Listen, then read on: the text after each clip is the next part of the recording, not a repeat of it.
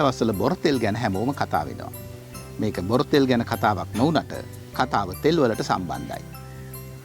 America එක්සත් ජනපදයේ Texas කියන ප්‍රදේශයේ ජීවත් වුණු එක්තරා මිනිසෙක්ගේ නිවසක් හදිසියෙම ගිනි ගන්නවා. එයාට තිබුණා තරමක සෑහෙන ඉඩම් ප්‍රමාණයකුත්.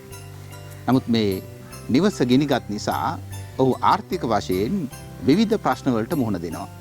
අවසානයේදී ඔහු හිතනවා මේ ගේ සහ ඉඩම මේ හිස් ඉඩම විකුණලා කැලිෆෝනියාව පැත්තට යන්න ඕන කියලා. එයාගේ ආර්ථික ප්‍රශ්න වලට විසඳුම් හොයාගෙන. එයා සෑහෙන මහන්සියක් වෙලයි එයාගේ ඉඩම තව කෙනෙකුට විකුණන්නේ. විකුණලා එයා ඒක අත්හැරලා ආර්ථික ප්‍රශ්න වලට විසඳුම් හොයාගෙන යනවා. මේ ඉඩම මිලටගත් අලුත් කෙනා මාස කිහිපයක් ඇතුළත හොයා ගන්නවා මේ ඉඩමේ තෙල් තියෙනවයි කියලා. මාස කිහිපයක් යනකොට එයා ප්‍රකෝටිපතියෙක් බවට පත් වෙනවා. අර පෙර ඉඩම් හිමිකරුවා එයාගේ ප්‍රශ්න වලට විසඳුම් හොයමින් තැන් වලට යමින් ඉන්නවා. සමහර වෙලාවට අපේ වටිනාකම තිබෙන්නේ අපේම දෙපා මුල අප ළඟ.